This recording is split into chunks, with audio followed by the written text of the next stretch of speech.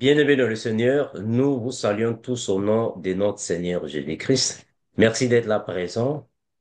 Nous sommes dans la joie encore d'être ici réunis avec nos frères et nos sœurs pour partager le pain spirituel. Nous allons prier, mes frères. Après, on va remettre la parole aux frères Guy et Philippe avant de continuer. Prions au nom de Jésus. Père incomparable, te remercions infiniment, toi qui bénis tes enfants. Merci de ce que tu fortifies, Seigneur Jésus. Merci de ce que tu as encore voulu que nous soyons ici entre frères et sœurs pour partager encore le pain. Nous te remercions infiniment, Père, que toute la gloire revienne à toi seul. Car tu es Seigneur et tu mérites d'être d'éternité en éternité. Merci, Seigneur Jésus, nous disons Amen. Je remets la parole au frère Philippe. Merci mon frère Mando. Bien-aimé dans le Seigneur, bonjour à tous, que Dieu vous bénisse. Comme vous le savez, nous sommes le dernier dimanche de ce mois-ci. Nous avons une séance de prière, le dernier dimanche de chaque mois et le premier dimanche du mois en cours. Donc c'est le moment de prier. Je vais vous demander, mes bien-aimés, de bien vérifier si vos micros sont éteints. Faites-le, s'il vous plaît. Et aussi, la parole de Dieu déclare dans 1 Corinthiens chapitre 11 au verset 5 que la femme, lorsqu'elle prie, elle doit être couverte. Donc nos sœurs doivent être couvertes, pas spécialement pour ce moment de prière, mais tout le temps, tout le temps, tout le temps, quand nous sommes réunis, les sœurs doivent être couvertes. Les frères, comme vous le savez très bien, pas de culotte, pas de débardeur, pas de tenue, si je peux me permettre de le dire, débrayée, même si nous sommes chez nous, nous sommes en virtuel, mais les regards du Seigneur Jésus-Christ sont fixés sur chacun de nous. Le Seigneur regarde tout ce que nous faisons et nous devons avoir une attitude correcte lorsque nous sommes en présence du Seigneur Jésus. Et vous savez, mes bien-aimés, aussi que ce qui nous unit, c'est un lien d'amour. Nous sommes dans la communion fraternelle parce que nous aimons les uns les autres et parce que le Seigneur Jésus-Christ, il a mis son amour dans le cœur de chacun d'entre nous. Après ce petit cantique, nous allons commencer notre séance de prière. Béni soit le lien d'amour, béni soit le lien d'amour, béni soit le lien, béni soit le lien, béni soit le lien d'amour. Jésus est le lien, Jésus est le lien, Jésus est le lien qui nous unit, Jésus est le lien, béni soit le lien d'amour qui nous unit. Béni soit le lien d'amour, béni soit le lien d'amour. Béni soit le lien, béni soit le lien, béni soit le lien qui nous unit. Jésus est le lien, Jésus est le lien, Jésus est le lien d'amour. Jésus est le lien qui nous unit. Béni sois-tu, Seigneur Jésus. C'est toi qui es le lien, Seigneur, le lien d'amour qui nous unit. Et c'est uni dans le même esprit, Seigneur, que nous faisons monter vers toi nos prières, Seigneur. Seigneur, nos actions de grâce également, Seigneur. Seigneur, en ce jour, nous te louons, nous te bénissons, nous fléchissons les genoux devant toi. Toi, le Dieu vivant et vrai. Toi, le Dieu qui est grand, Seigneur. Toi, le Dieu, Seigneur Jésus-Christ, qui entend nos prières, Seigneur. Mais toi, le Dieu, Seigneur Jésus, qui pourvoit, Seigneur Jésus-Christ, également, Seigneur, à nos besoins. Alors, en ce soir, nous te disons encore merci. Merci, Seigneur Jésus-Christ, mon Dieu, pour la croix. Mais merci également, Seigneur Jésus, d'avoir permis que chacun d'entre nous, en ce moment même, Seigneur Jésus, oh mon Dieu, nous puissions encore être dans la foi. Oh Seigneur, que c'est bon, Seigneur Jésus-Christ, qu'il est agréable, Seigneur Jésus-Christ, oh mon Dieu, d'être avec toi, Seigneur. Seigneur, nous te disons encore merci, merci. Et comme David, Seigneur Jésus, oh mon Dieu, nous disons qu'il est bon pour les frères de demeurer ensemble. Car c'est là, Seigneur Jésus, bénédiction. ton nom soit béni, Seigneur Jésus. Nous allons prier maintenant pour l'Église. Nous allons demander au Seigneur Jésus-Christ de répandre sa bénédiction sur chacun d'entre nous, sur chaque frère, chaque sœur, que la bénédiction du Seigneur soit au milieu de nous. Seigneur Jésus, nous te louons, nous te bénissons, nous te rendons grâce, Seigneur. Oh Seigneur Jésus-Christ, nous ne voulons rien faire sans toi. Alors Seigneur Jésus, en ce moment même, nous te demandons de répandre ta bénédiction sur chacun d'entre nous. Bénis chacun des frères, bénis chacune des sœurs, Seigneur. Oh Seigneur Jésus, que ce moment, Seigneur Jésus-Christ, que nous allons maintenant passer ensemble, soit Seigneur Jésus, un moment, Seigneur, auquel Seigneur, nous vivons, Seigneur Jésus-Christ, cet amour, l'amour que tu as mis dans le cœur de chacun d'entre nous, Seigneur. Oh Seigneur Jésus, que ta bénédiction se répande, Seigneur, comme la rosée, Seigneur Jésus, qui tombe du ciel, Seigneur Jésus. Oh Jésus, sur chacun d'entre nous. Que toute la gloire te revienne, Père. Au nom de Jésus, nous avons prié. Nous allons prier maintenant. Nous allons prier pour les prédicateurs, afin que le Seigneur Jésus-Christ puisse fortifier tous les prédicateurs, puisse les bénir et puisse permettre que les prédicateurs aient de la disponibilité pour pouvoir être au service de Jésus-Christ. Prions le Seigneur. Seigneur, nous te louons, nous te bénissons, nous te rendons grâce, Seigneur. Seigneur, nous remettons tous les prédicateurs du GIEC entre tes mains. Oh, Papa, bénis chacun d'eux, Seigneur. Seigneur, c'est toi, Seigneur Jésus-Christ, oh mon Dieu, qui les utilise. Ce sont des instruments entre tes mains. Oh, Jésus, nous te demandons, Seigneur Jésus-Christ, de pouvoir donner à chacun de nous la disponibilité, à chaque prédicateur, Seigneur, pour que, Seigneur Jésus-Christ, oh mon Dieu, il puisse, Seigneur, oh mon Dieu, être utile, Seigneur, dans la moisson. Qu'il puisse, Seigneur Jésus-Christ, avoir le temps, Seigneur, le temps nécessaire, Seigneur, pour pouvoir, Seigneur Jésus-Christ, oh mon Dieu, être, Seigneur Jésus-Christ, oh mon Dieu, dans l'église, pour pouvoir, oh mon Dieu, partager ta parole. Béni sois-tu, Père, au nom de Jésus, nous avons prié. Nous allons prier maintenant pour les familles du GIEC. Prions le Seigneur. Seigneur Jésus, nous te louons, nous te bénissons. Seigneur Jésus, nous remettons toutes les familles, Seigneur, entre tes mains. Tu connais toutes choses, Seigneur Jésus-Christ. C'est toi qui as permis, Seigneur, que ces familles, Seigneur, oh mon Dieu, soient devant ta face. C'est toi qui permets également, Seigneur, que dans chacune de ces familles, qu'ils puissent encore avoir, Seigneur Jésus, la foi. Seigneur, tu bénis, Seigneur, les époux, tu bénis également les enfants. Et tu permets, Seigneur Jésus, que le message de l'évangile, Seigneur, dans ces couples, Seigneur, puisse être, Seigneur, le repère, Seigneur, l'appui, Seigneur Jésus, car c'est toi, Seigneur Jésus, qui est notre appui. C'est toi, Seigneur, qui est la forteresse, que tu puisses la forteresse, Seigneur, dans chacun de ces groupes. Que toute la gloire te revienne, Père. Au nom de Jésus, nous avons prié. Nous allons prier maintenant pour cette jeunesse. Vous savez très bien, bien-aimés, dans le monde où nous vivons, nous savons très bien que tout ce qu'il y a maintenant pour corrompre dans ce monde, les jeunes, les tendances et toutes sortes de choses, le regard ou même les fréquentations, mais nous allons remettre nos enfants entre les mains du Seigneur Jésus-Christ.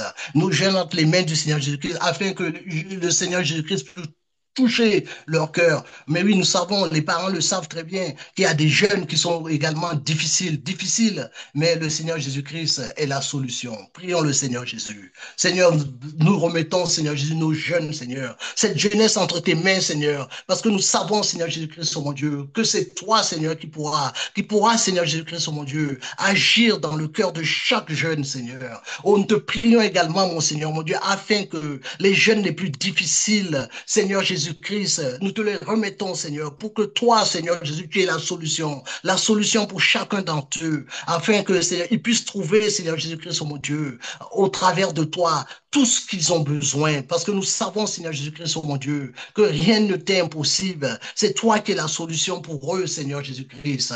Oh Père, bénis, Seigneur Jésus-Christ, ces jeunes filles, bénis ces jeunes garçons également, Seigneur. Seigneur, sois avec eux tous les jours, afin que, Seigneur Jésus, ils ne soient pas égarés, Seigneur, par les tendances de ce monde. Ils ne soient pas égarés, Seigneur Jésus-Christ, oh mon Dieu, par, Seigneur Jésus, oh mon Dieu, les regards, Seigneur, qui vont les forcer, Seigneur, ces regards qui vont les forcer, Seigneur Jésus-Christ, oh mon Dieu, à être attirés, Seigneur, à gauche ou à droite, Seigneur. Mais, Seigneur Jésus-Christ, ce que nous voulons, nous les parents, Seigneur, c'est que ces jeunes, Seigneur Jésus-Christ, oh mon Dieu, puissent continuer, Seigneur, à être attachés à toi. Béni sois-tu, Père, au nom de Jésus, nous avons prié. Nous allons prier maintenant pour le jet jeunesse. Le jet jeunesse, oui, le jet jeunesse.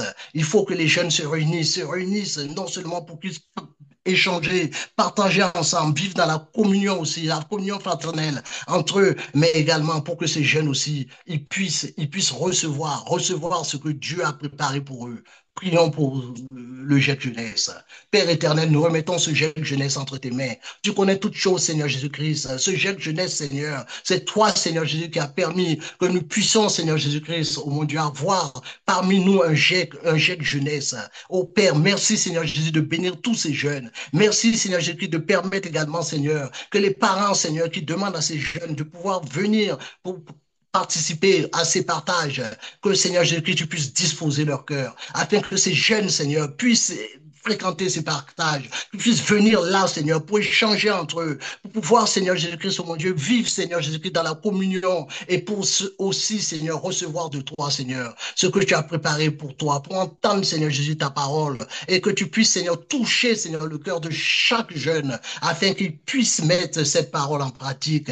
Parce que c'est cette parole, Seigneur, qui va les diriger, Seigneur Jésus, vers toi. Oh, Seigneur, nous te prions, Seigneur, pour qu'au travers, Seigneur, de cette jeunesse, qu'il y ait, Seigneur Jésus-Christ, oh mon Dieu, un entendement de ta parole. Seigneur, ouvre leurs oreilles, Seigneur, Seigneur, afin qu'ils puissent entendre ta parole. Te demandons, Seigneur Jésus-Christ, également, Seigneur, oh Jésus, de permettre, Seigneur Jésus-Christ, oh mon Dieu, que chaque jeune, lorsque chaque jeune va entendre ta parole, Seigneur, qu'il puisse repartir, Seigneur Jésus-Christ, avec un changement réel dans sa vie, afin que, Seigneur Jésus, oh mon Dieu, un jour ou l'autre, Seigneur, lorsque, Seigneur Jésus-Christ, oh mon Dieu, oh, tu vas, Seigneur Jésus, toucher leur cœur, qu'ils puissent faire la paix avec toi, Seigneur. Seigneur, arrête, Seigneur Jésus, les jeunes les plus difficiles, oh Seigneur Jésus-Christ, dans le chemin qu'ils ont pris, ce chemin, Seigneur Jésus, qui va les amener, Seigneur Jésus-Christ, oh mon Dieu, loin de toi. Arrête-les, Seigneur, arrête-les dans leur folie également, et permets qu'ils fassent demi-tour, Seigneur Jésus, et qu'ils puissent rester attachés à toi. Béni sois-tu, Père. Au nom de Jésus, nous avons prié.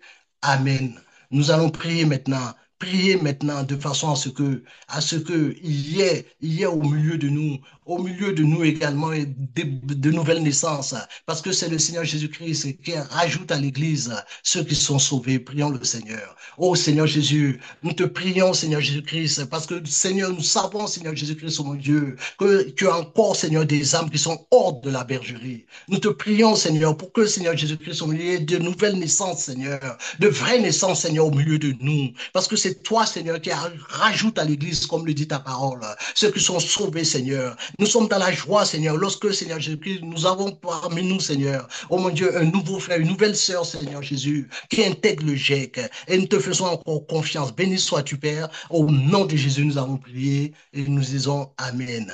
Nous allons maintenant prier, vraiment, il faut prier avec foi pour toutes les personnes qui sont malades parmi nous, les frères, les sœurs qui passent par des moments difficiles. Nous allons remettre tout cela entre les mains du Seigneur, parce que c'est le Seigneur Jésus-Christ qui a la solution à toutes choses. Oui, nous faisons-le avec foi. Oh Seigneur Jésus, en ce moment même, Seigneur Jésus, c'est avec foi, Seigneur Jésus, que nous te recommandons, Seigneur. Oh mon Dieu, tous ceux qui passent par des moments difficiles, nous te recommandons, Seigneur Jésus, tous ceux qui ont un problème de santé, tous ceux qui connaissent la maladie, Seigneur Jésus. Nous savons, Seigneur Jésus, qu'est-ce que tu n'as pas changé, tu es toujours le même. Hier, aujourd'hui, Seigneur, et partout où tu passais, Seigneur, tu faisais du bien, Seigneur. Partout où tu passais, Seigneur Jésus-Christ, les malades, Seigneur, étaient guéris, Seigneur. Les paralytiques, Seigneur Jésus, marchaient. Les aveugles ont trouvé la vue, Seigneur. Tu n'as pas changé, Seigneur. Alors, Seigneur, nous te demandons de visiter, Seigneur Jésus-Christ, les pauvres malades parmi nous, Seigneur. Les frères, les sœurs, Seigneur, qui sont malades, Seigneur. Seigneur, nous te les recommandons. Oui, c'est vrai, Seigneur Jésus-Christ, que la médecine, Seigneur Jésus,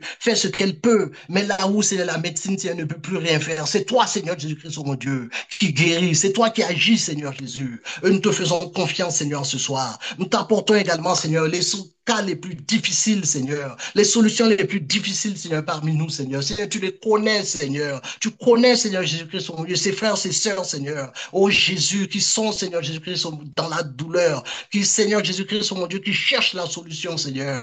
Oh mon Dieu, qui ont des problèmes, Seigneur. Oh mon Dieu, qui perdurent. Mais ce soir, Seigneur Jésus-Christ, oh mon Dieu, nous savons. Nous savons, Seigneur Jésus-Christ, oh mon Dieu, que, Seigneur, nous avons tout porté au trône de la grâce. Et que toi, Seigneur Jésus-Christ, selon ta volonté, Seigneur, tu vas agir, tu vas toucher, Seigneur Jésus-Christ. Et que tu vas, Seigneur Jésus, redonner la guérison aux malades, Seigneur. Tu vas redonner, Seigneur Jésus, oh mon Dieu, l'espoir, Seigneur Jésus, à tous ceux, Seigneur, qui sont, Seigneur Jésus-Christ, oh mon Dieu, dans le désespoir. Béni soit ton nom, Père. Au nom de Jésus, nous avons prié. Amen. Je vais demander maintenant à un bien-aimé, un frère ou une sœur qui a un sujet de prière, d'ouvrir son micro et si possible sa caméra, et de pouvoir donner sa requête. Et c'est le frère ou la sœur même qui va prier pour cette requête. À vous, mes bien-aimés.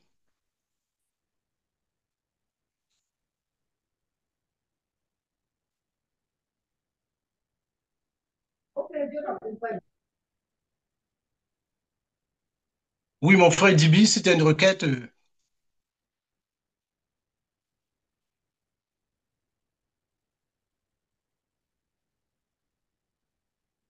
Alors maintenant, la requête dont moi j'ai, je vais demander à une sœur du groupe d'intercession, puisque ça concerne le groupe d'intercession, de prier pour les sœurs et les frères qui font partie du groupe d'intercession. Je demandais volontairement à une sœur du groupe d'intercession de prier.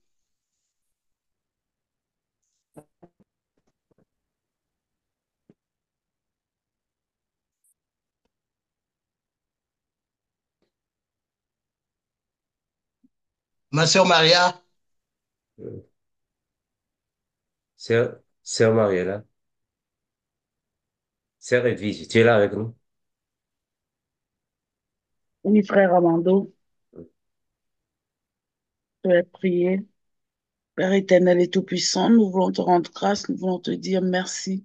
Merci, Papa, pour ce moment de partage, Père. Tu as dit là où deux ou trois sont rassemblés, tu es parmi nous, Père. Papa, nous venons, Seigneur, te présenter, Seigneur, le groupe d'intercession. Nous venons te présenter, Papa, toutes les sœurs du groupe, Papa. Yahweh, tu connais chacune avec sa problématique. Tu connais chacun ici présent avec sa problématique, papa. Nous venons te les recommander, papa, que ta main, Seigneur, soit étendue sur chacun de nous. Papa, mets en œuvre, Seigneur, tout ce qu'il faut, Père, pour que le groupe d'intercession, papa, soit toujours présent pour chaque frère qui a besoin, Père éternel et tout-puissant. Et que par l'Esprit, Seigneur, nous restions en communion. Yahweh, je te loue, je te rends grâce. Je te dis merci, papa, pour ce groupe que tu as mis en place, Père éternel. Continue de nous fortifier. Continue de nous donner le moyen, Seigneur, de nous assister les uns les autres, car tu as dit, Père, de prier les uns pour les autres, Père. Tu cherches, papa, tu dis que dans la moisson est tellement grande, mais il y a peu de moissonneurs, papa. Daigne donner, Seigneur, à ta bergerie, Seigneur, le plus de moissonneurs possible, Père. Donne, Seigneur, la possibilité, le temps, Père éternel et tout-puissant, car ce monde, Seigneur, occupe tellement les gens, Père éternel et tout-puissant, que tu puisses libérer, Seigneur, les intercessions, les intercesseurs, afin qu'ils puissent être à la disposition de ton troupeau, Père éternel et tout-puissant. Papa, nous te disons merci, Seigneur, pour ce que tu fais déjà, pour le temps que tu donnes à chacun de nous, Seigneur, de se dédier, Seigneur, à tes brebis, Père éternel et tout-puissant. Yahweh, nous te disons merci une fois de plus pour le salut. Nous te disons merci, Seigneur, pour la santé de chacun de nous. Merci, Père, de prendre nos problématiques, Père éternel, afin que nous puissions, Seigneur, nous dédier à ceux de ton peuple, Père éternel et tout-puissant. Yahweh, nous te disons merci pour chacun et chacune de nous. C'est en ton nom, Seigneur Jésus-Christ, que nous avons ainsi prié et nous disons Amen. Amen et Amen. Avant de remettre la parole à son serviteur, le frère Armando, nous allons prier pour remettre son serviteur, le frère Armando, entre les mains du Seigneur.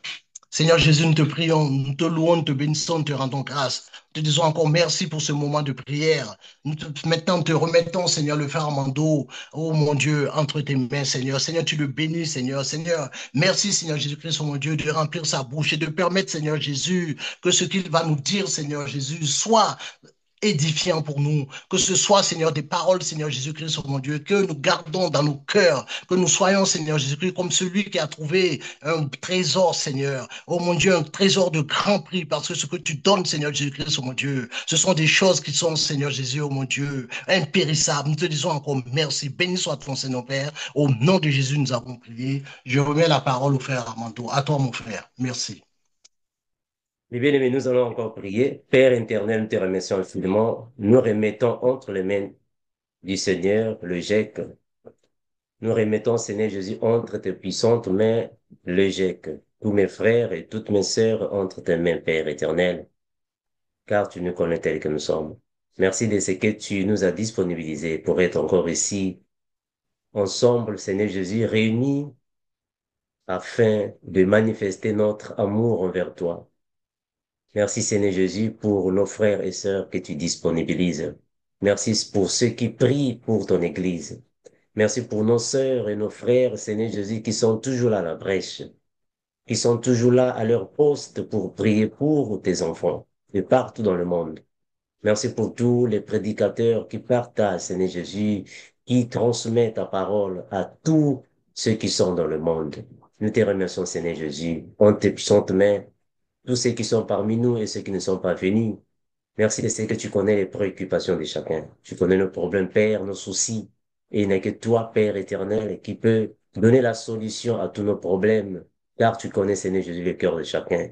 En toi seul, Seigneur Jésus, nous remettons toutes nos préoccupations, parce que tu es l'unique, Seigneur, qui donne la solution à nos problèmes. Merci, Seigneur Jésus, que le règne, la puissance, la gloire et toutes les actions de grâce reviennent à toi seul, le véritable, nous disons. Amen.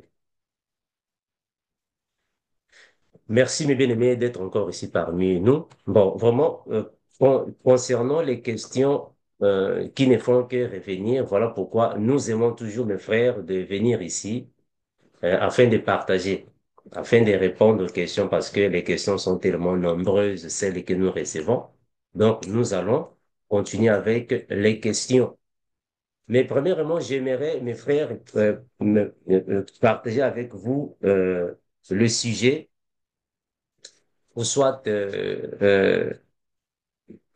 le mot sanctification, parce qu'on a l'impression, on a comme l'impression que plusieurs personnes confondent le mot sanctification. Beaucoup de gens dans l'Église pensent que la sanctification, c'est seulement fuir le péché. Bon, fuir l'impudicité, bon, ça c'est la sanctification. C'est ce que beaucoup de gens pensent. Fuir l'impudicité, c'est ça la sanctification. Non, mes frères.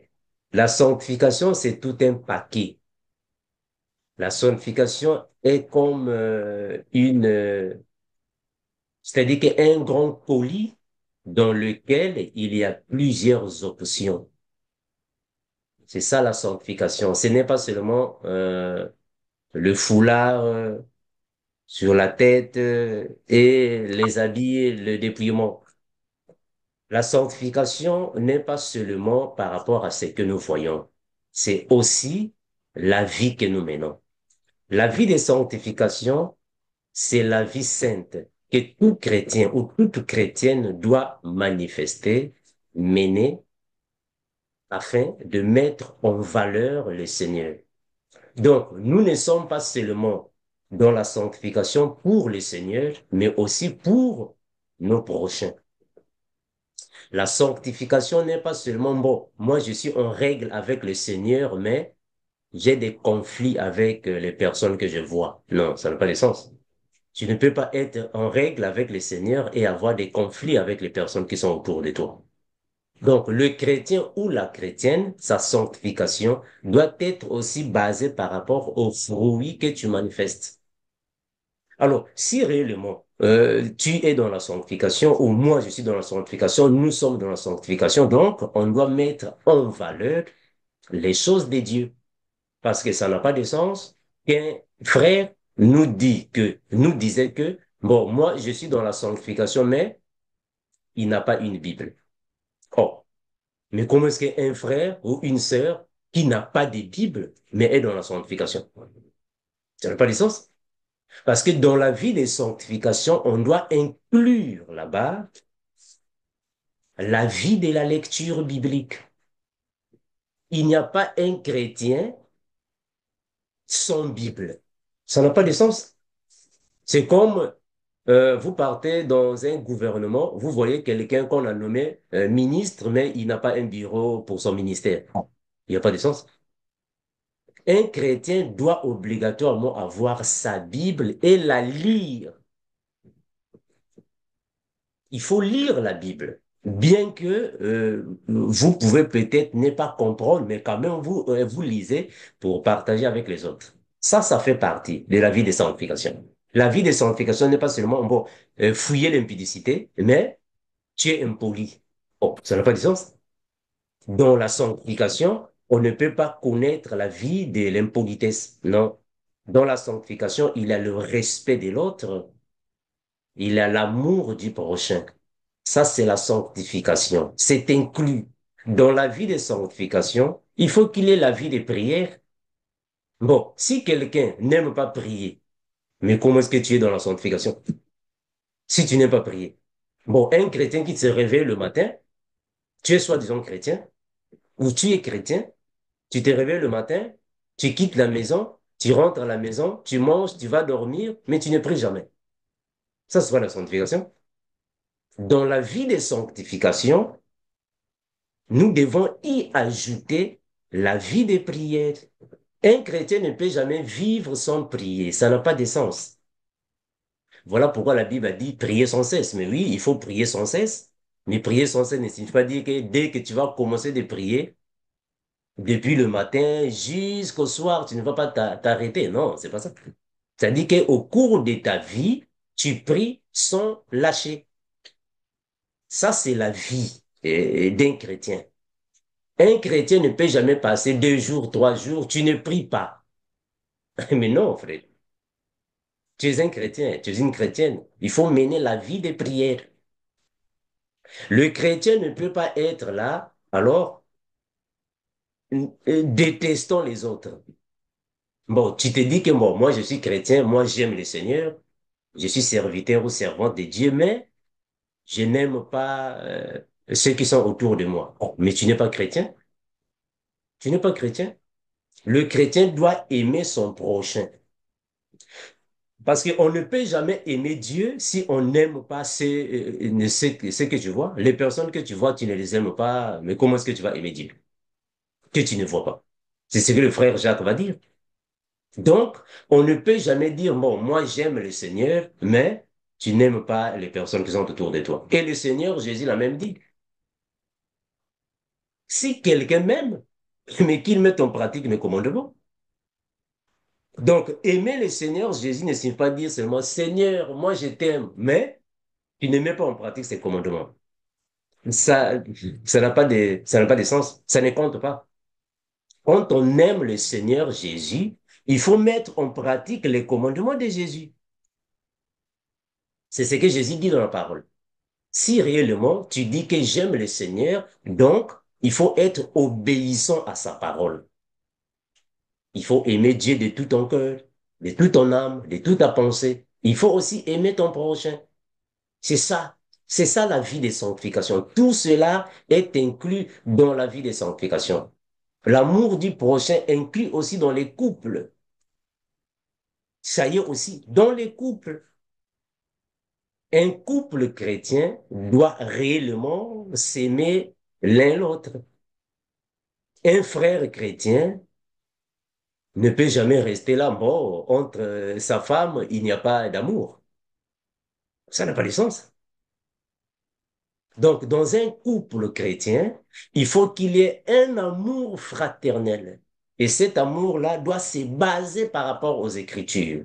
La sœur doit être à sa place de femme et le frère doit être à sa place d'homme.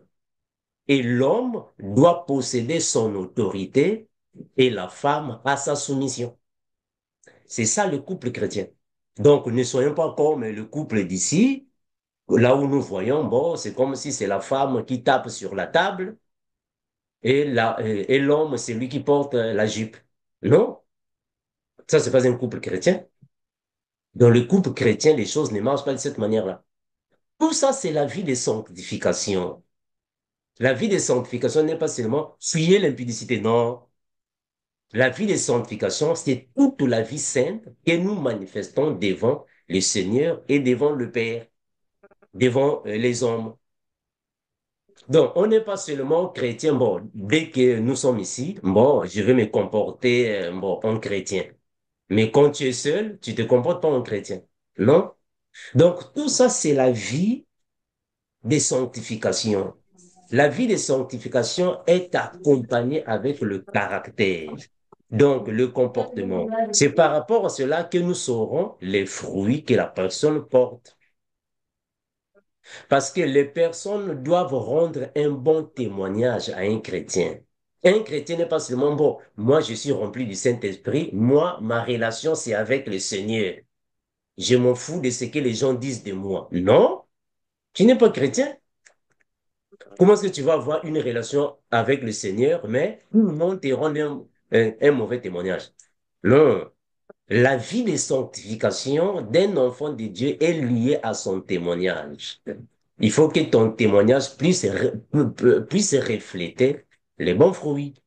Les gens qui sont autour de toi, tes frères, tes amis, doivent rendre un bon témoignage. Donc, un chrétien ne peut pas être là, commencer à dire à tout le monde, je suis chrétien, je suis chrétien, je suis chrétien. Non, non.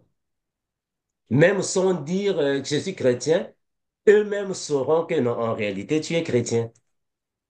Donc, nos fruits à nous doivent témoigner en réalité. Nous sommes chrétiens, même si nous ne le disons pas. Les gens sauront, ah non, réellement, celui-là, non, c'est un agneau de Dieu. Mais on est calme dans notre coin. Donc, la vie de sanctification inclut tout ça. L'habillement d'un enfant de Dieu doit être différent à l'habillement de ceux qui sont dans le monde. Hmm? Un enfant de Dieu, par son habillement, par sa façon de se tenir devant les gens, même sa coiffure, ça compte tout ça. Donc, un enfant de Dieu, comme une sœur en Christ, ne peut pas être là en mini-jupe dans le supermarché. Ça n'a pas de sens. Quand tu es chrétienne, quand tu es chrétien, le corps d'une sœur en Christ, c'est pour son mari. Bon, tu es célibataire, bon, ton corps, il faut garder ça. C'est pour ton futur mari. Il faut garder ça. Une chrétienne ne peut pas être là, bon, tu vas t'exposer. Non, toi, tu es chrétienne. C'est comme nous, les frères. Un frère également, l'habillement doit être cohérent. Parce qu'il faut que dans la vie de sanctification, nous puissions noter la pudeur, la modestie. Ce sont des choses à vérifier. On doit voir ça dans la vie d'un chrétien. Il faut qu'il ait la pudeur, la modestie, la décence. Ça doit être dans la vie d'un enfant de Dieu. Il faut que les gens qui sont dans notre entourage puissent témoigner dans réellement celui-ci est un enfant de Dieu. Ce n'est pas bon. Tu te dis chrétien, mais tu as déjà eu des querelles avec tous tes voisins. Non, mais comment est-ce qu'on va dire que tu es chrétien si tu as des querelles avec tous tes voisins? Ça n'a pas de sens.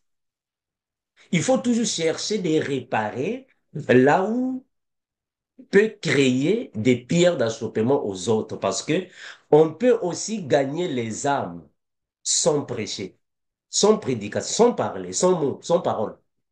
On gagne une âme à Christ par rapport au comportement. Donc ça, c'est la vie de sanctification. Tout ceci est à l'intérieur. Donc la vie de sanctification n'est pas seulement mettre le foulard, changer les habits, les dépliements. Bon, je suis dans la sanctification, mais au fond, tu es hypocrite. Donc, n'ayons pas la sanctification des catholiques, la sanctification des sœurs catholiques. Bon, les sœurs catholiques, vous les voyez apparemment, elles sont bien habillées, elles sont couvertes avec les foulards ou les voiles, les longues jupes, bien habillées, mais au fond, c'est pas la sanctification. Au fond, c'est pas la sanctification. Il y a la nécromancie qui est là-bas, il y a l'impudicité qui est là, il y a l'adoration des anges qui est là, il y a l'adoration à Marie qui est là. Donc, ça, c'est pas la sanctification. La sanctification doit être d'une manière complète. C'est là que nous dirons réellement, cette personne vit dans la sanctification parce que il ou elle a une intimité avec le Seigneur et l'amour fraternel envers les autres. Et son comportement doit resplendir, doit donner la lumière là où il y a des ténèbres. Bon, soi-disant, quelqu'un est dans la sanctification, mais est impoli, ne respecte pas les frères et les sœurs, ne respecte pas ceux qui sont autour de lui ou d'elle. Non, ça, c'est pas la sanctification, mes frères. La sanctification est accompagnée avec les bons fruits de la personne.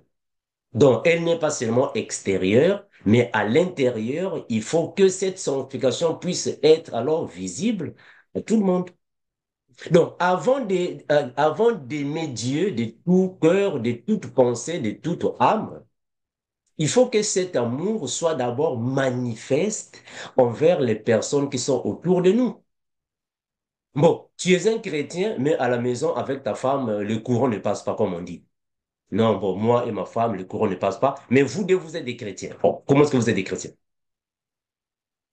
Si déjà un papa avec ses enfants, bon, un papa qui n'aime pas ses enfants, mais tu es chrétien. Bon, mais comment est-ce que tu es chrétien, mais tu n'aimes pas tes enfants? Non, mon frère. Mes frères, être chrétien, c'est être droit dans le comportement. Parce qu'on ne reconnaît pas le chrétien parce qu'il bon, il connaît la Bible. Non. Connaître la Bible ne signifie pas dire être chrétien parce que le diable aussi connaît la Bible. Lire la Bible ne signifie pas dire être chrétien parce que les magiciens aussi lisent la Bible. Être chrétien, être disciple de Christ, c'est mettre en pratique la parole de Christ. On met ça en pratique et on vit avec. Ça, c'est un chrétien.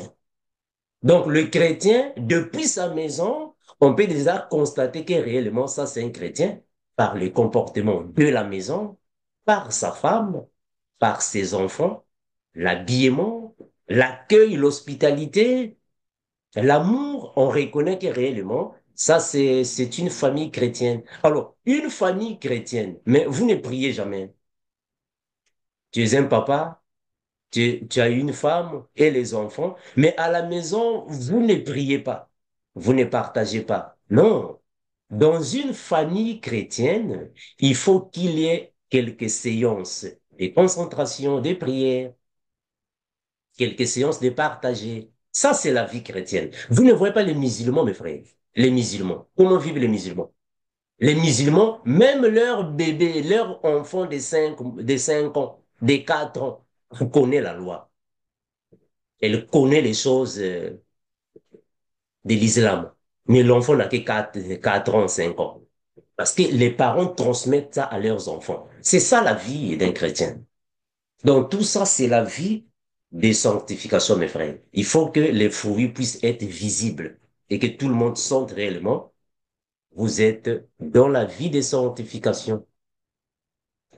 Père, merci infiniment, toi qui es l'incomparable, toi qui gardes, protèges tes enfants. Nous te remercions, Seigneur Jésus, parce qu'il n'y a que toi qui nous aides dans nos faiblesses.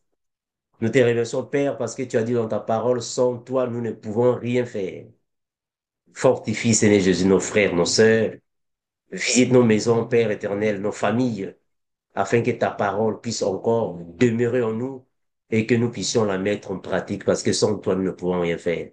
Merci, Seigneur Jésus, de ce que tu es toujours là pour nous protéger, nous aider à avancer. Que toute action de grâce revienne à toi seul. Amen. Eh bien, merci. J'espère que nous recevons beaucoup de questions. Parfois, les frères qui nous posent des questions, malheureusement, ne viennent pas dans les réunions.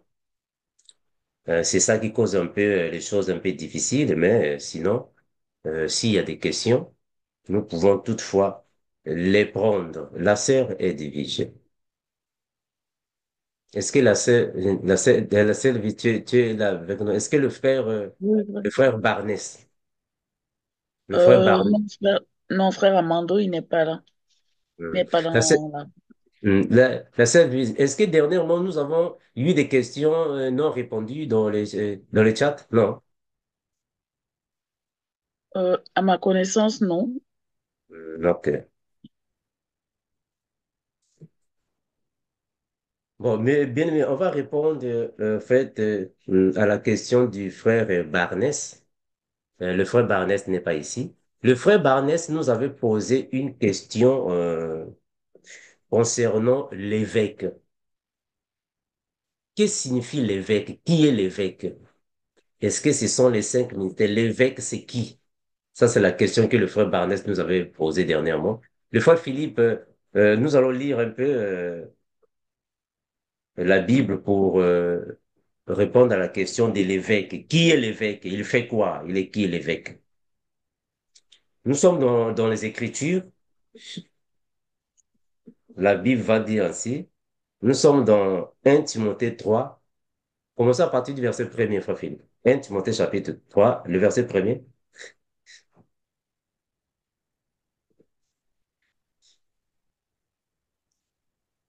1 Timothée, chapitre 3, Hein? Prends le verset premier. au verset premier. Je lis la parole de Dieu. Cette parole est certaine. Si quelqu'un aspire à la charge d'évêque, il désire une œuvre excellente. Merci, mon Il faut, frère. Bon, mais bien aimé, le frère Barnes avait posé la question concernant un évêque. Bon, en fait, un évêque n'est pas comme les cinq ministères. C'est-à-dire que c'est le Seigneur qui te parle avec une voix audible. C'est le Seigneur qui va alors t'appeler pour être évêque. Non, ici le frère Paul dit que on peut désirer de prendre cette charge-là. C'est une charge dans l'Église qu'un homme peut désirer d'exercer. Mais sauf qu'il y a des conditions avant d'y accéder. Continue, mon frère. il faut donc que l'évêque soit irréprochable, mari d'une seule femme, sobre, modéré, réglé dans sa conduite, hospitalier, propre à l'enseignement. Voilà. D'où est ça, mon frère? Donc, ici, quand déjà le frère Paul est en train de donner les critères d'un évêque, nous comprenons qu'un évêque ne peut pas être célibataire. Ça, déjà, ça n'a pas de sens parce que quand déjà le frère Paul dit, il faut que l'évêque soit marié d'une seule femme. Donc, un célibataire ne peut pas être évêque. Il ne peut pas être évêque parce que l'évêque doit être marié avant de venir devant l'église. Sinon, il peut rester là en train d'aimer toutes les sœurs. Parce que quand on prend même le verset, prends le verset 4. Vous pouvez lire à la Verset, maison, mes frères, mais nous sommes en train de sauter les versets. Vous pouvez lire les versets. Prends le verset 4. verset 4. Il faut qu'il dirige bien sa propre maison et qu'il tienne ses enfants dans la soumission et dans une parfaite honnêteté. Voilà. Donc ici aussi dans le verset 4, le frère Paul est en train de dire qu'en réalité, un évêque ne peut pas être célibataire. L'évêque ne peut pas être célibataire. Est-ce que vous voyez ça? Il ne peut pas être célibataire. Donc ça, ce sont les critères d'un évêque. Et c'est pas n'importe qui peut être évêque. Non, moi je vais être évêque. Non. Prends le verset 5. Frère Guy, le verset 5. Car si quelqu'un ne sait pas diriger sa propre maison, comment prendra-t-il soin de l'Église de Dieu?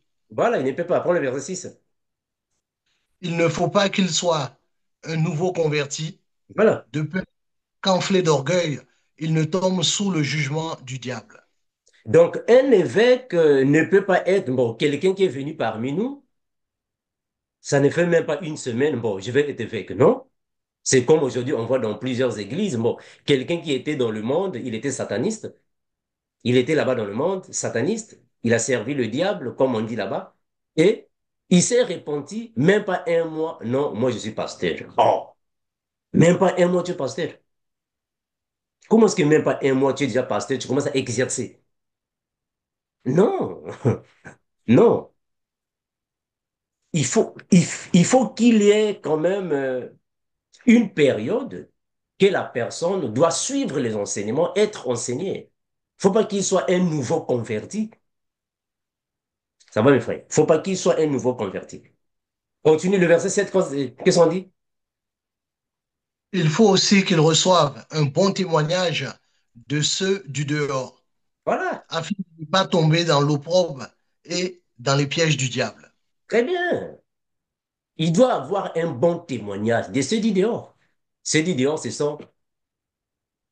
c'est que nous avons dit, l'entourage, les personnes de l'extérieur, ceux qui ne sont pas parmi nous, ceux qui sont encore dans le monde, c'est du dehors. Voilà pourquoi nous avons dit que dans la vie de sanctification, ce n'est pas seulement, bon, moi j'ai la relation avec le Seigneur, j'ai l'intimité avec le Seigneur, mais tu as des querelles avec tous tes voisins. Non, ça n'a pas de sens. Non, si tu es en querelle avec tous tes voisins, tous tes amis, tous tes frères et toutes tes sœurs, tu n'es pas en règle avec le Seigneur. Ça va, mes frères. La sœur Edwige. Merci, frère Armando. Nous donnons la parole au frère Glenn.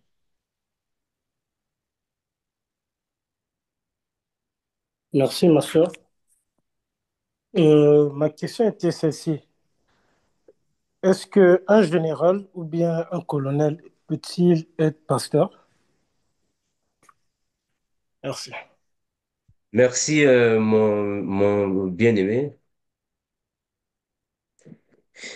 Est-ce qu'un général peut-il être pasteur?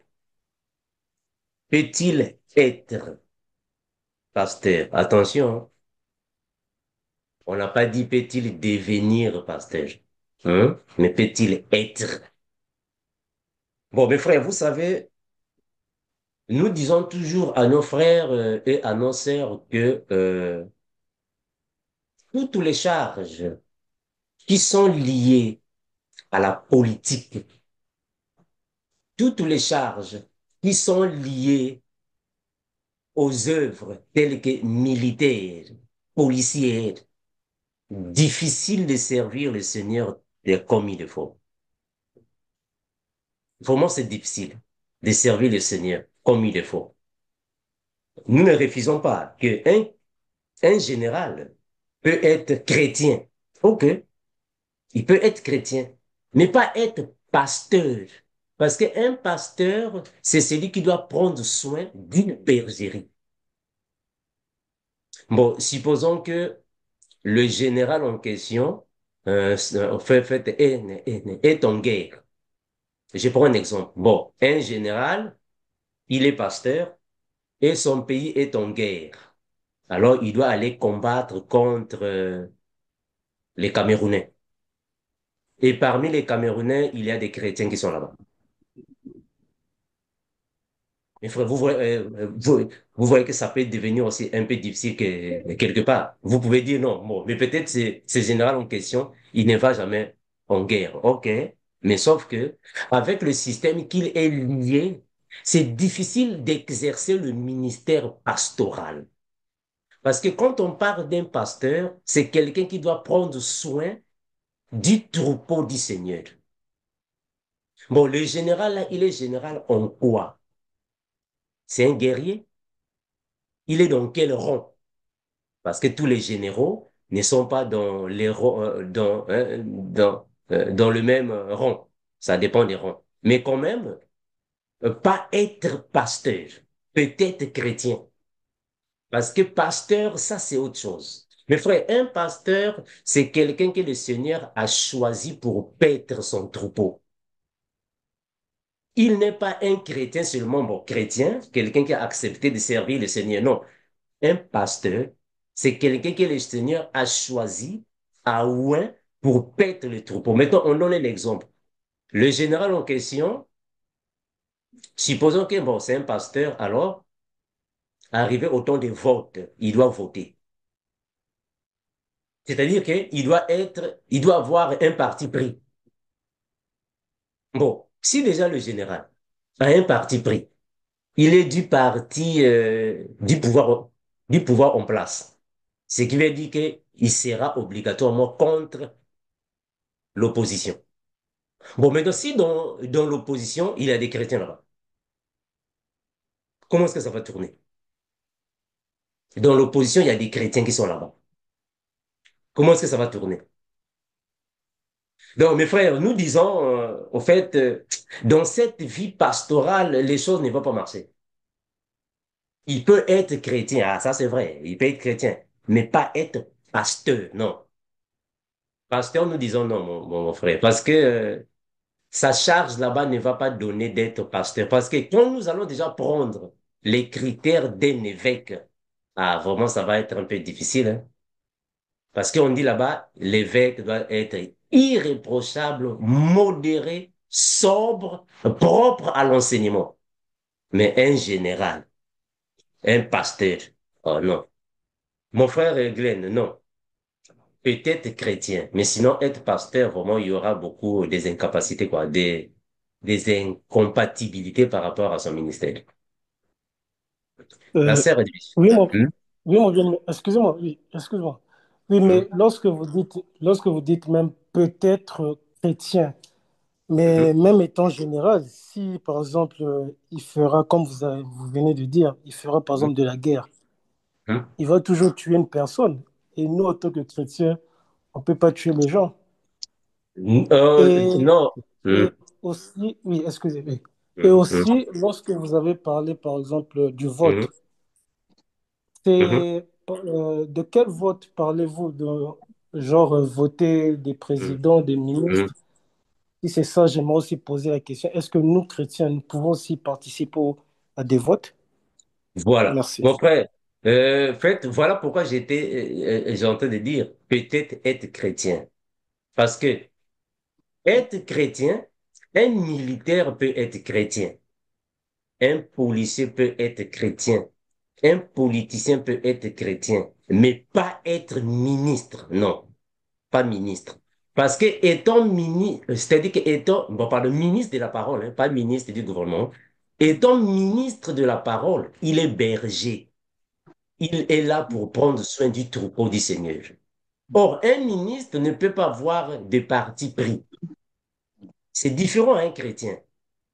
Un chrétien peut choisir, moi j'ai choisi X, Y, c'est un chrétien, mais pas un ministre de la parole, avoir un parti pris. Parce que si tu es ministre de la parole, comme aujourd'hui on voit, oh non, le pasteur du président de la République, non, ça n'a pas de sens. Comment est-ce que un pasteur va être pasteur du président de la République? Ça n'a pas de sens. Parce qu'un pasteur n'a pas de parti pris. Le pasteur n'a pas de parti pris. Il est là pour tout le monde. Maintenant, supposons que un politicien est du parti du pouvoir et un opposant veut recevoir le Seigneur Jésus. Comment est-ce que le pasteur fera? L'opposant veut recevoir le Seigneur. Ça ne va pas aller. Voilà pourquoi nous disons qu'il peut être chrétien, mais pas un ministre de la parole, parce que lui, le ministre, c'est lui qui est le berger. Il n'a pas de séparatisme. Je ne sais pas si vous voyez là où je suis. Hein. Mes frères, je ne sais pas si vous voyez là où je suis. Frère Glenn, ça va, mon bien-aimé? Euh, bon, excusez-moi, je ne comprends pas trop. Oui, il peut être chrétien, mais donc ça signifie que si, par exemple, on lui dit d'aller tuer, Mhm. il ira le faire en tant que Voilà. chrétien. Mhm. Bon, mon frère, écoute, tuer quelqu'un est péché, on est d'accord. Mais quand quelqu'un est dans l'armée et il devient chrétien, attention, il est dans l'armée, il devient chrétien. Il n'est pas chrétien et il est parti dans l'armée. C'est différent. Quelqu'un est dans l'armée, il devient chrétien. Et quand son chef lui envoie d'aller en mission, ce qu'il fera en mission par rapport à la sainte doctrine, ce n'est pas lui qui va tuer les gens, parce qu'il est soumis aux autorités. Ça va? Il est soumis aux autorités. C'est maintenant, à partir de là, le Saint-Esprit va le diriger que faire. Si réellement il, il devient un vrai disciple de Christ, le Saint-Esprit va le diriger. Par rapport à ce que le Saint-Esprit le dirigera, il va commencer à abandonner charge après charge jusqu'à quitter. Mais sinon, quand un militaire va en guerre, il est envoyé en guerre par les autorités. Ce qu'il fera là-bas ne sera pas de sa culpabilité. C'est-à-dire qu'il va là-bas, il va tuer les gens, il va bombarder, il va faire ceci. Non, c'est le gouvernement qui l'a envoyé d'aller faire ça. C'est différent de toi-même si tu prends une arme, allez, tu commences à tuer les gens.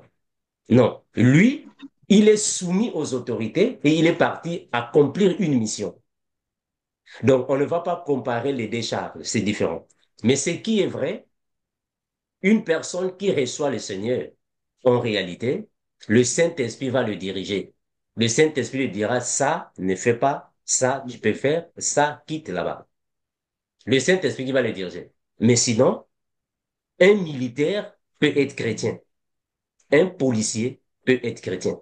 Mais pas être ministre de la parole parce qu'étant ministre de la parole, il est pour tout le monde. Il ne peut pas aller tuer les gens. Il est pour tout le monde. Ça va, mes frères. Voilà pourquoi on a toujours dit, mes frères. J'espère que j'avais fait une vidéo dans laquelle j'avais donné les professions qu'un chrétien ne peut pas adhérer. Parce que c'est différent. Quelqu'un qui est déjà chrétien et va s'enrôler dans l'armée est différent d'une personne qui est déjà dans l'armée et devient chrétien. C'est différent, c'est pas la même chose. Ça va. C'est pas la même chose. Donc, il y a des professions qui correspondent à nous, chrétiens. Il y a des professions qui ne nous correspondent pas. Il y a des professions qui ne nous correspondent pas. Mais ce qui est vrai, quand quelqu'un devient chrétien dans l'armée, c'est-à-dire que quelqu'un qui est dans l'armée, alors, il reçoit le Seigneur étant déjà militaire. Étant militaire, il reçoit le Seigneur. Donc, ce qu'il fera, parce qu'il est soumis aux autorités. Mais le Seigneur saura comment lui faire sortir de cela. Moi, j'ai déjà reçu beaucoup de militaires qui ont écouté les enseignements et après m'ont contacté en me disant, Frère Armando, vraiment, je suis militaire, je suis au front dans la guerre, mais depuis que j'ai commencé de suivre tes enseignements, je vois que c'est comme si je dois abandonner ce que je fais. Alléluia. Est-ce que vous voyez ça? Hein, donc, c'est le Saint-Esprit qui va diriger ces personnes-là. Parce que c'est différent, mes frères. Être chrétien et devenir chrétien sont deux choses différentes. Frère Glenn. Oui, mon bien-aimé, là, j'ai bien saisi. Merci. Maintenant, par Merci. rapport au vote, on peut Hum. voter, c'est ça, en tant que chrétien, on peut voter, mais pas les ministres, par exemple. Au fait, par rapport au vote, est-ce qu'un chrétien peut-il voter? Ça va, non? Bon, bien que la parole en fait, ne nous en parle pas, la parole ne dit pas, en fait, ne parle pas sur les votes, qu'un chrétien ne peut pas voter. Mais en réalité, un ministre de la parole, c'est-à-dire que c'est une option difficile. Bon, je donne un exemple, hein, seulement un exemple palpable. Bon, moi, je suis serviteur de Dieu. Supposons que, je donne seulement un exemple. On suppose que le frère Landry pose sa candidature pour être ministre des Finances. Alors, le frère Guy aussi pose sa candidature pour être ministre des Finances. Finalement, je vais voter pour qui?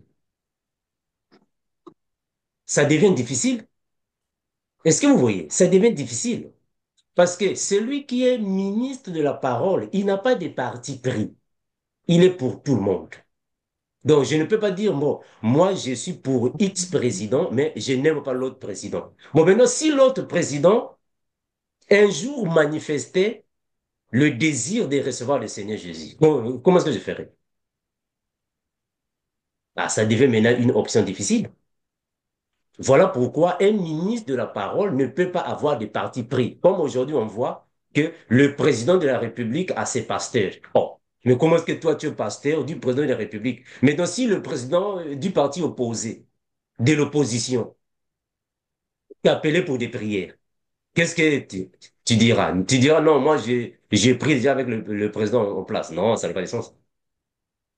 Ça n'a pas de sens. Là, l'équation devient difficile. La sœur Edwige.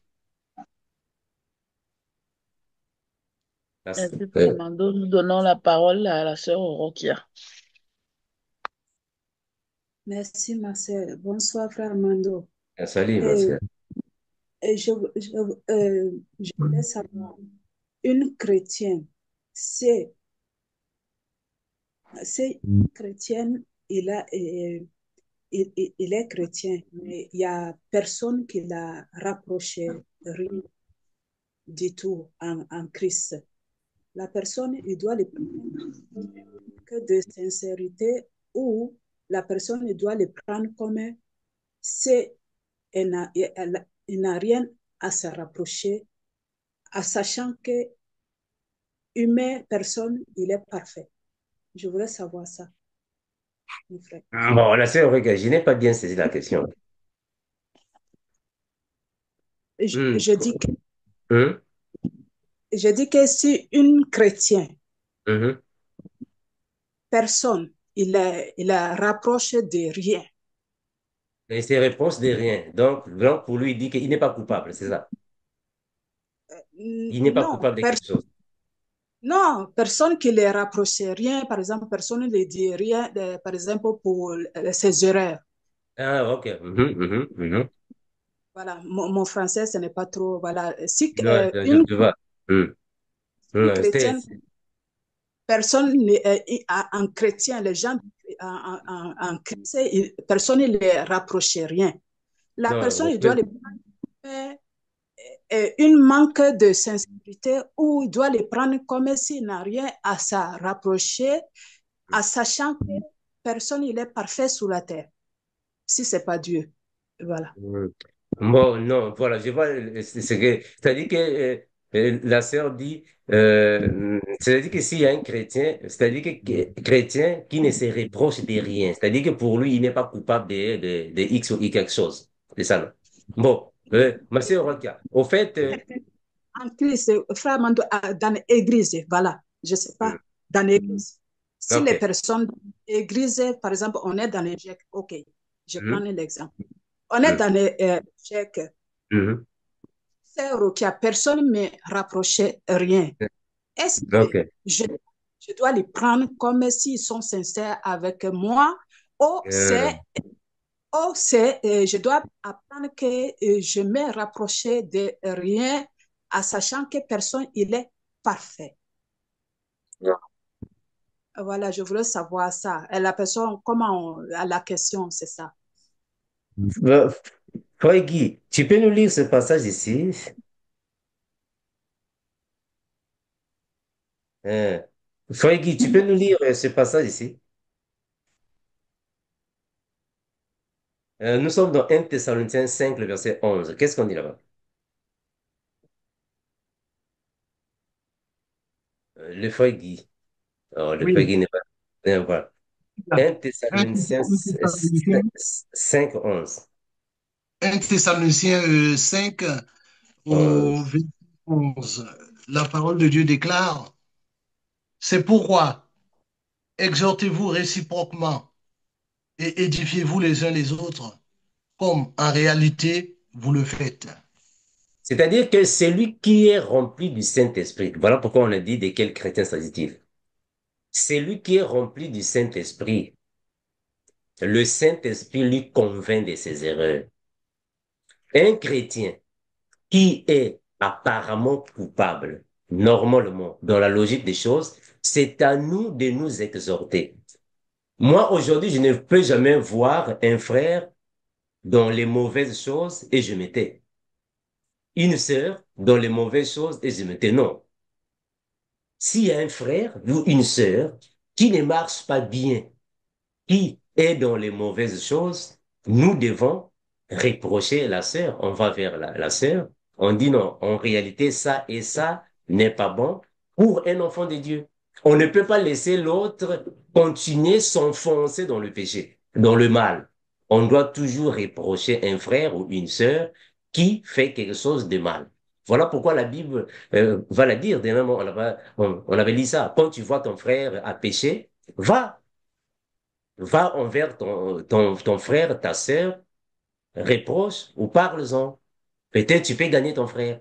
Donc, on ne peut pas aujourd'hui voir, bon, on voit une sœur ici, bon, hier, on t'avait vu dans une boîte de nuit, alors, bon, on va laisser passer comme ça. Non, on doit te parler.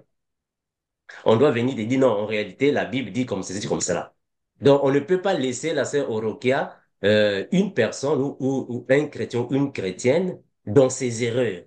On doit toujours l'interpeller de la manière que la personne reconnaisse que ce que je fais est mauvais. Mais ce qui est vrai, c'est lui qui a le Saint-Esprit. Le Saint-Esprit lui dira que ce que tu as fait, c'est mauvais. Parce que celui qui a le Saint-Esprit ne va pas attendre. Bon, est-ce que je fais que ce non? Le Saint-Esprit te convaincra que ce que tu as fait est mauvais. Et tu vas changer de voie. Tu vas changer ça. Ça va, ma sœur? Oui, ça va. Merci, Frère Mandou. Merci. La, la sœur Edwige. La sœur Edwige. Oui, frère Amando, nous n'avons plus de main levée. Ah, ok, nous avons le frère Joseph.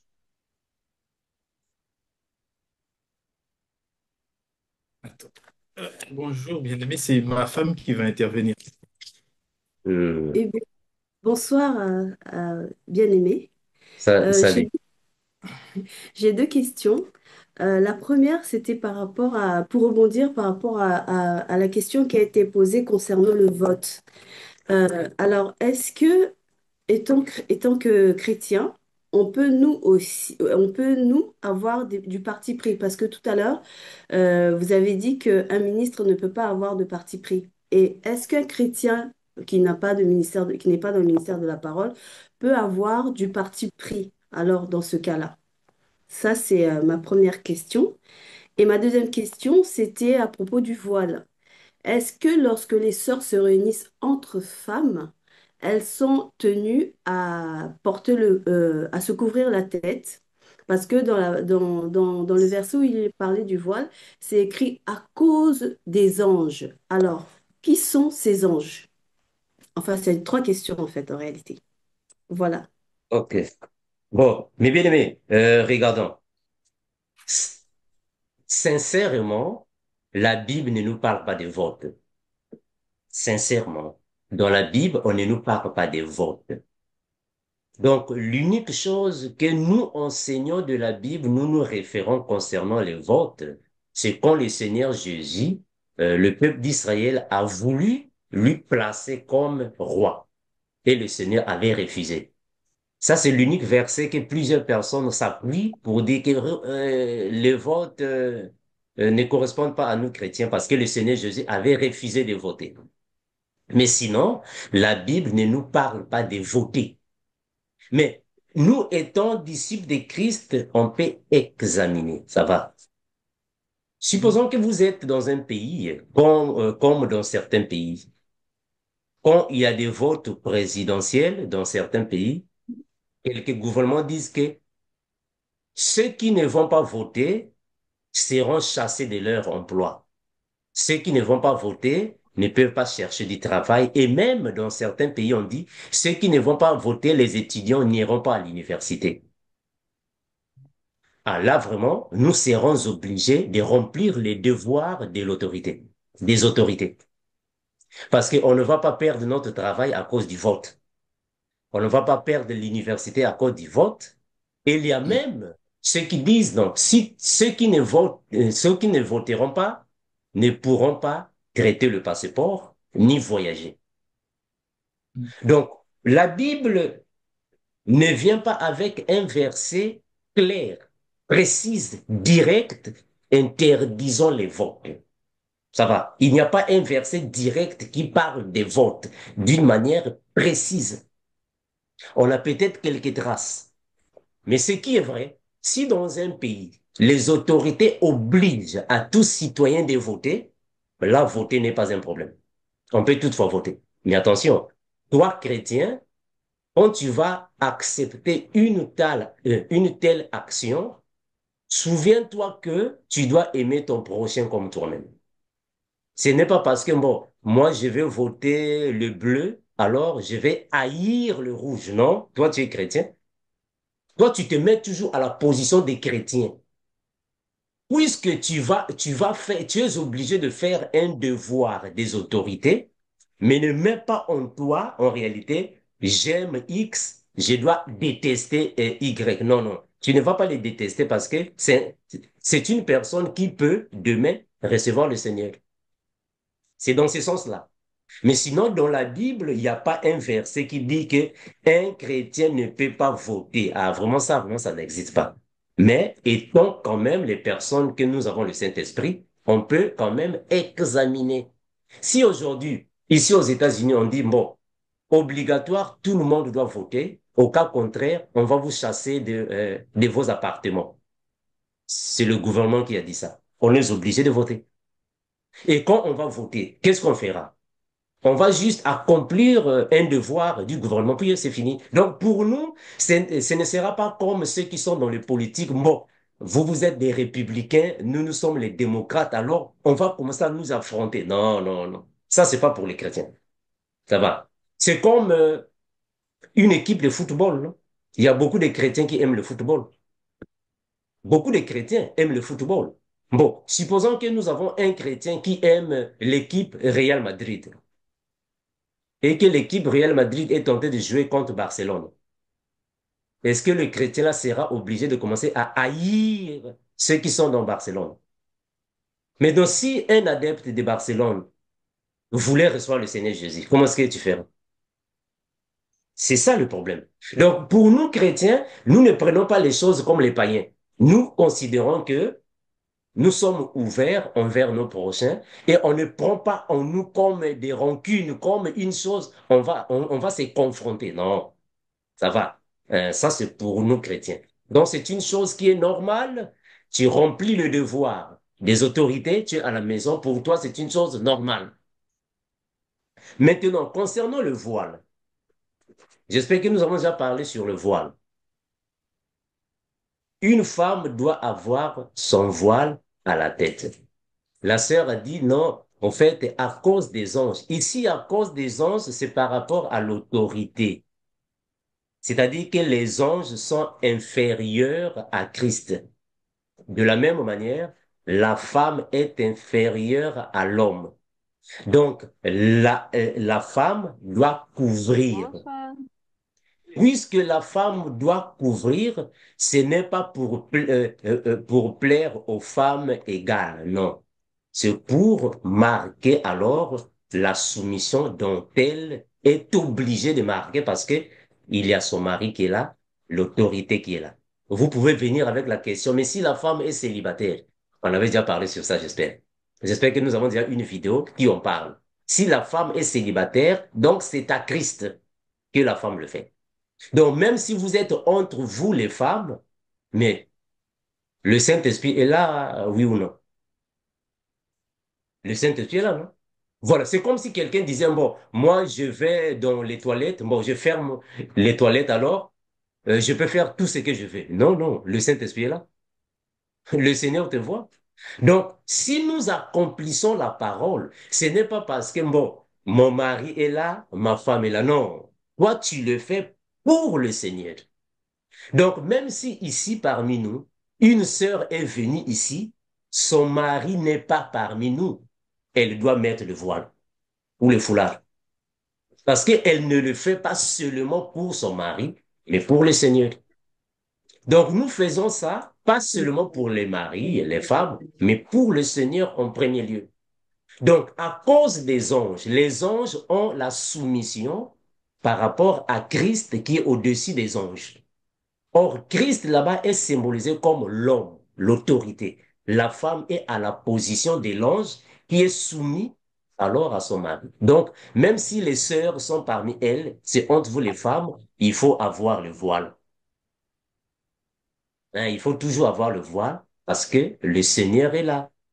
Il doit voir que nous sommes en train d'accomplir sa parole. La sœur, ça va. Parce que si c'est comme ça, on va se dire que, bon, c'est bon. En fait, c'est comme si on disait que un chrétien ne doit pas commettre, c'est-à-dire qu'il ne doit pas vivre dans le péché. Bon, il y a un certain moment, bon, maintenant, je peux maintenant vivre. Non, non. Nous le faisons pour le Seigneur. C'est une chose qui doit être continuelle avec nous. Le frère Joseph. Je ne sais pas si la sœur est là pour Oui, ajouter une autre pensée. Oui, je suis là. Juste, j'ai compris ce que vous avez dit, mais dans ce verset-là, Hmm? je ne comprends pas très bien, j'avoue, par rapport aux anges.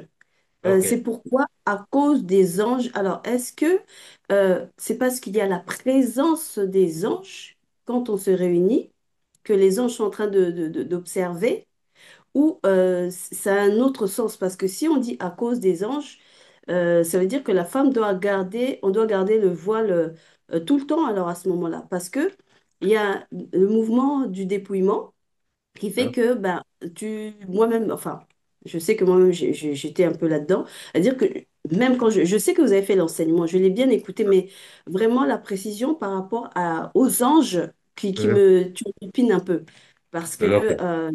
voilà, c'est juste la précision par rapport aux anges, parce que Ok. ça voudra dire à ce moment-là, si c'est à cause des anges, quand je suis dans le bus, il y a toujours les anges.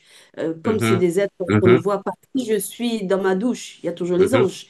Ok. C'est Mhm. n'importe où, je dois garder mon voile parce qu'il y a les anges. C'est surtout cette précision-là que j'aimerais avoir. Le, Merci. le frère Philippe, est-ce qu'on peut relire le passage 1 Corinthiens 11, 10. Pourquoi il a dit à cause des anges? 1 Corinthiens 11, 10. 1 Corinthiens 11, 10. Hein? 1 Corinthiens, tu m'as dit 10, hein? Oui, 1 Corinthiens 11, 10, oui. Je suis dans 1 Corinthiens Hein? 11 Hein? au 10. Verset 10, il est écrit, Hein? et pour la femme, à cause des anges, doit avoir sur la tête une marque de l'autorité dont elle dépend. Très bien. Est-ce qu'il y a une autre version des Bibles? Ici, frère Patrick, tu as quelle version là? Verset 10. Voilà pourquoi la femme doit porter sur la tête un signe d'autorité à Hein? cause des anges. Très bien. Ma sœur, je ne sais pas si tu es en train de comprendre. Un signe d'autorité à cause des anges. Un signe d'autorité. Pas parce que les anges sont là, non. Un signe d'autorité. Ici, dans Louis II, on dit, c'est pourquoi la femme, à cause des anges, virgule, doit avoir sur la tête une marque de l'autorité. Donc, on n'a pas dit parce que dans les toilettes, les anges, non, non, c'est par rapport au signe de l'autorité, la marque de l'autorité. C'est-à-dire que la femme, elle doit mettre le foulard. Ce n'est pas parce que les anges sont là, non, c'est à cause des anges, c'est-à-dire que les anges aussi marquent le signe de l'autorité dont elle dépend ou ils dépendent. C'est quoi? Le signe de l'autorité, c'est quoi? C'est la soumission. Je ne sais pas si vous comprenez. C'est-à-dire que le voile, c'est le signe de la soumission. Or, les anges aussi portent alors en eux la soumission à cause des anges. Ça, c'est la version Louis II. Frère Patrick, est-ce que tu peux relire ta version? Voilà pourquoi la femme doit porter sur la tête un signe d'autorité à cause des anges. Voilà. C'est-à-dire que le signe d'autorité, à cause des anges, c'est par rapport à la soumission. C'est ça le signe d'autorité, c'est-à-dire que la soumission. Donc, ici, le frère Paul, il faut d'abord continuer en haut, hein. Il faut continuer en haut. Prends le verset 7. Frère Patrick, commence à partir du verset Oui, 7. verset 7. L'homme, L'homme ne doit pas avoir la tête couverte, puisqu'il est l'image de Dieu et reflète sa gloire. La femme, elle est la gloire de l'homme. Verset 8. En effet, l'homme n'a pas été tiré de la femme, mais la femme de l'homme. Le verset 9. Et l'homme n'a pas été créé à cause de la femme, mais la femme à cause de l'homme. nous Le devons verset 10. comprendre, mes frères. Merci. Mes frères, on doit comprendre que ici, le frère Paul est en train de faire la comparaison entre l'homme et la femme. La même chose entre Christ et les anges. L'homme, Christ ont l'autorité. La femme, les anges ont la soumission. Maintenant, quand Christ est devant les anges doivent marquer le signe de l'autorité dont elles dépendent. C'est quoi? C'est la soumission. C'est-à-dire que les anges doivent se mettre à la position inférieure par rapport à Christ. Et il va prendre ça, il va donner ça à l'homme et la femme. puisque la femme, ici sur terre, ne va pas être comme les anges devant le trône, la gloire de Dieu, elle doit mettre un signe de l'autorité, une marque dont elle dépend. C'est couvrir alors sa chevelure, sa tête, pour marquer en réalité, je suis inférieur à l'homme. Je suis inférieur à l'homme. Donc l'homme est au-dessus de la femme. Donc même si la femme est entre elles femmes, mais puisqu'elle dépend d'une autorité, elle doit toujours voiler sa tête. Donc, on ne peut pas se dire que parce que bon, la femme est dans les toilettes à cause des anges qui sont dans les toilettes. Non, non, non. Parce que la femme ne va pas mettre en évidence la parole à cause des anges. Non. Les anges ici sont pris comme un exemple à la place de la femme. Donc, la femme et les anges sont à la position de la soumission. Christ, l'homme, à la position de l'autorité. La marque, le signe de l'autorité, c'est la soumission. Je ne sais pas si vous me comprenez. C'est la soumission. Donc, la femme ne va pas avoir le voile partout, même dans les toilettes. Non, non, non, non. La femme n'est pas obligée d'avoir le voile partout, même dans les toilettes. Non. La femme doit avoir le voile quand elle veut prier. Mais attention, on n'a pas dit que prier ne veut pas dire que quand elle peut se mettre n'importe où, non. Elle peut prier, mais quand il s'agit réellement d'une prière comme, bon, nous sommes fixés pour venir prier. On a pris un rendez-vous pour venir prier. Parce qu'on peut prier à n'importe quelle heure. Même en marchant, on peut prier. Même en se lavant, on peut prier. Ça va. Mais ici, le frère Paul fait allusion à une prière qui est faite dans un milieu là où les enfants de Dieu se sont réunis. Je ne sais pas si vous savez ça. Les enfants de Dieu sont là réunis, on va prier, mais le voile. Mais sinon, la femme doit mettre son voile. Mais le voile n'est pas à tout temps, en toute place. Partout là où tu vas, même dans les toilettes, tu dois mettre le voile. Non, non, non, c'est pas ça. Ça va? Non, c'est pas ça. La femme peut aussi être sans voile, comme elle peut avoir son voile selon les moments de prière. La sœur Edwige. Merci, frère Amando. Nous donnons la parole au frère Alexis.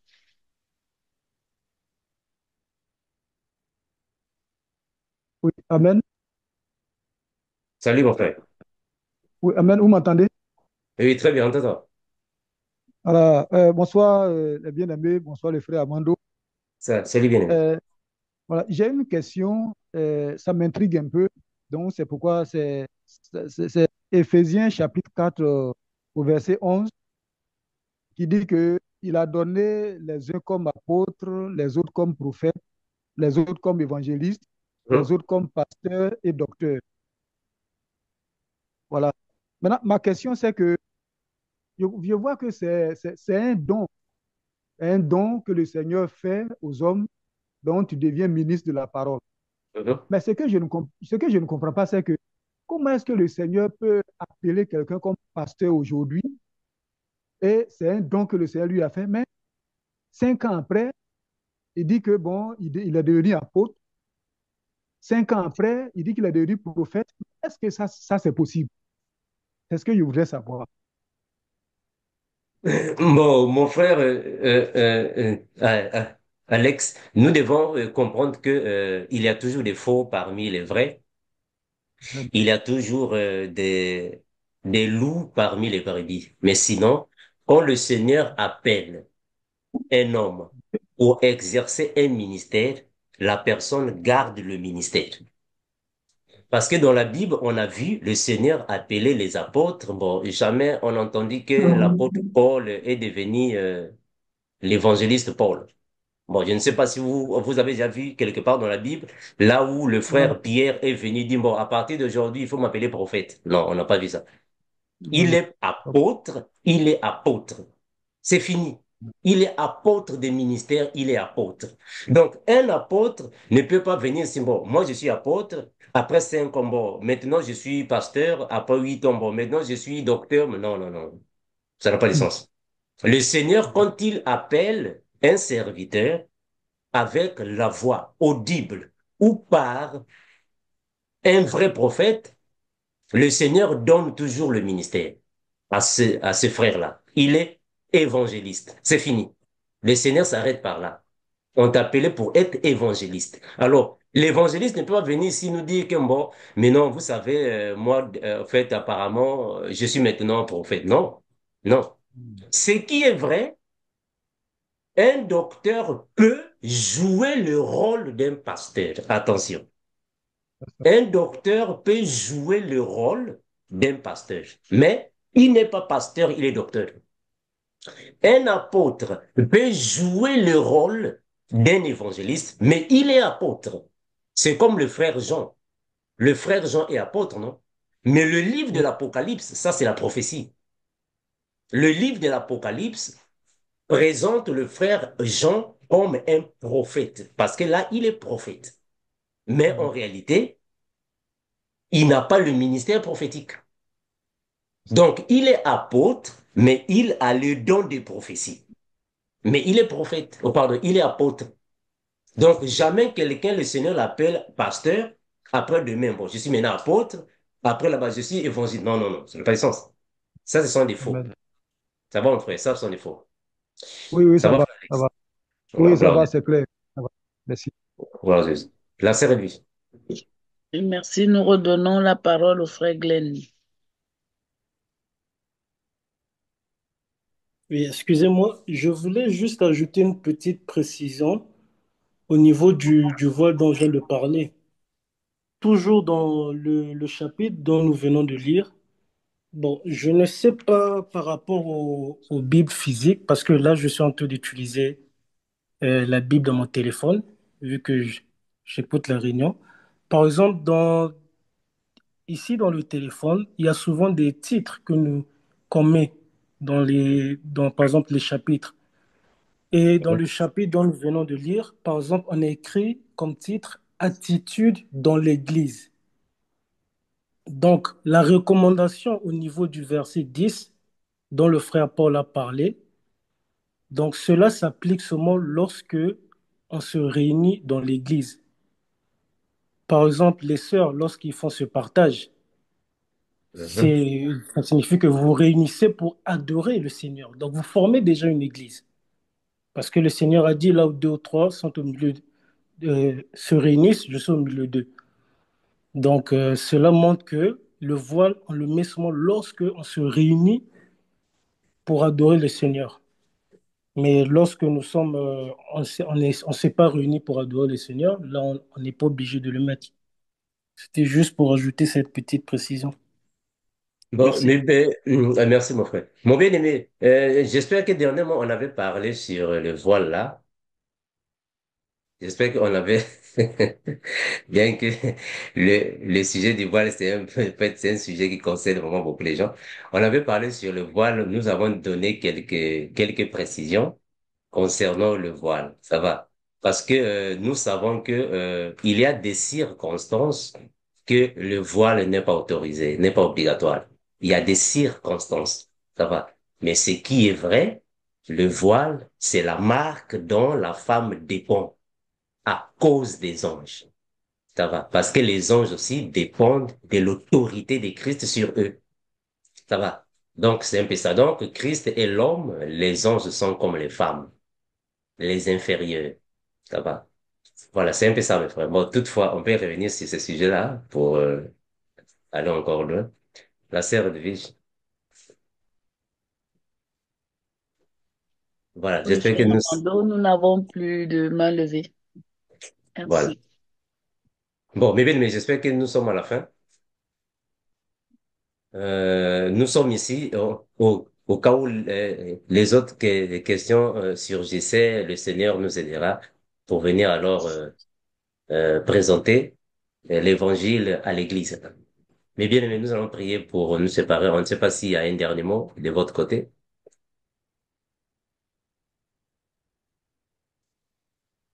Voilà. Donc, nous allons prier pour nous séparer. Prions au nom de Jésus. Père incomparable, te remercions infiniment, toi qui bénis tes enfants, toi qui fortifies. Merci pour toutes choses, Seigneur Jésus, car tu nous connais tels que nous sommes. Il n'y a que toi, Père, qui convainc les cœurs de tes enfants afin de te suivre comme il faut. Bénis encore et toujours, que le règne et la puissance, la gloire reviennent à toi seul, Christ. Nous disons Amen. Merci, mes bien-aimés. À nous revoir prochainement, Christ voulant. Bonne Merci. soirée à tous. Bye bye. Bon, Soirée. Bye. bonne Soirée, bonne soirée à Bonne tous. soirée. Bye. soirée. Merci. Salut. Bonne soirée, bonne Bonne soirée. soirée à tout le Salut. monde. Au revoir. Bonne soirée à tout le monde. Ciao, Au Jésus. revoir. Merci, Ciao. bien-aimés. Bonne famille. Que Dieu nous bénisse. Bonne Ciao, semaine. ciao. Ciao, Ciao. Bonne ciao, semaine. Jésus.